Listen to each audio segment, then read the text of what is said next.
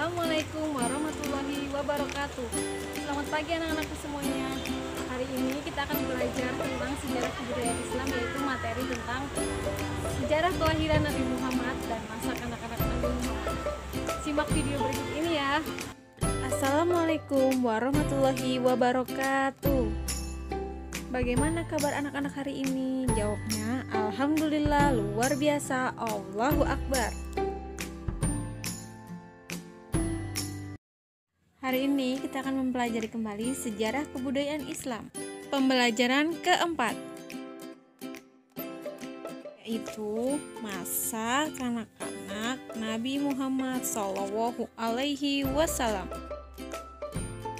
Sebelum pembelajaran dimulai, mari kita berdoa bersama-sama. Bismillahirrohmanirrohim. Rabbi zidni ilma warzuqni fahma. Amin.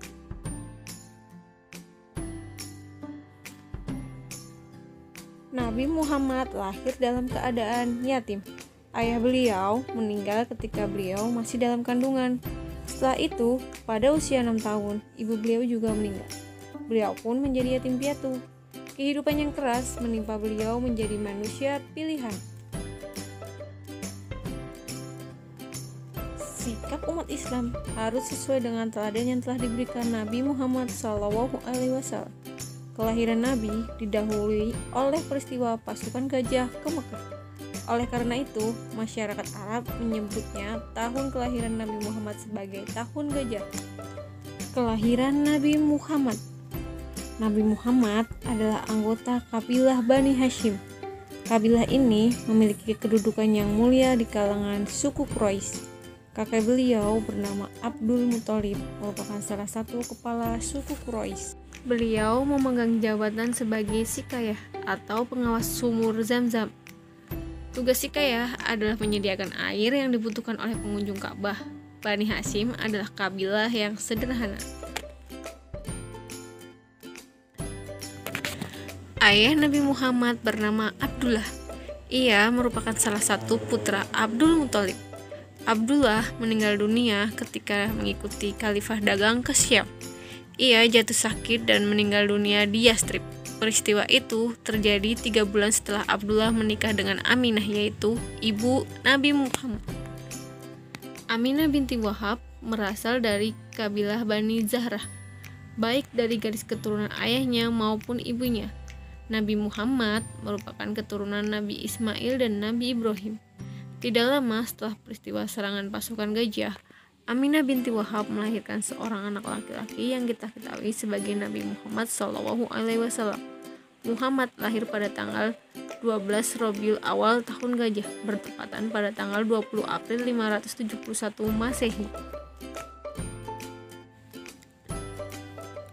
Pada esok harinya, Abdul Muthalib datang ke rumah Aminah. Setelah mendengar kabar berita itu, diangkatnya cucunya itu, dicium, didekapkan, lalu ia tawaf mengelilingi Ka'bah. Yang selanjutnya Muhammad dalam masa asuhan. Menurut kebiasaan orang Arab, anak-anak yang baru lahir disusukan kepada wanita desa. Ketika Nabi Muhammad lahir, datanglah berbondong-bondong wanita desa yang ingin menyusui Nabi Muhammad. Salah satunya yaitu yang bernama Halimah. Kehidupan keluarga Halimah menjadi tentram sejak kedatangan Nabi Muhammad. Pada saatnya pun Halimah mengembalikan Nabi Muhammad kepada ibunya.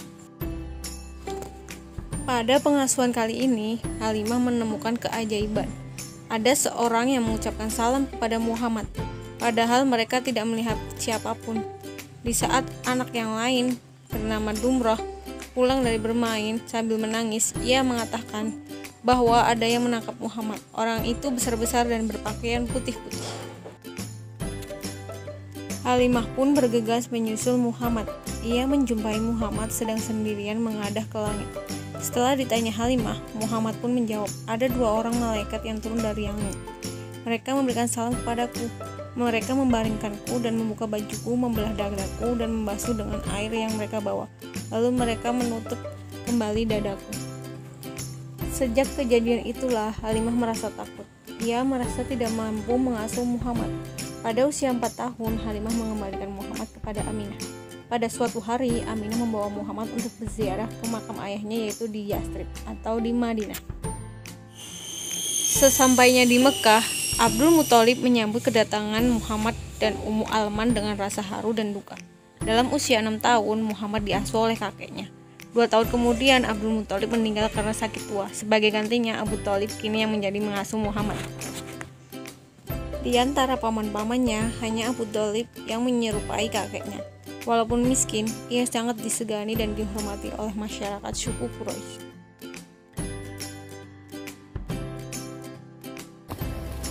Sekian pembelajaran hari ini, semoga dapat bermanfaat untuk kalian semuanya. Wassalamualaikum warahmatullahi wabarakatuh.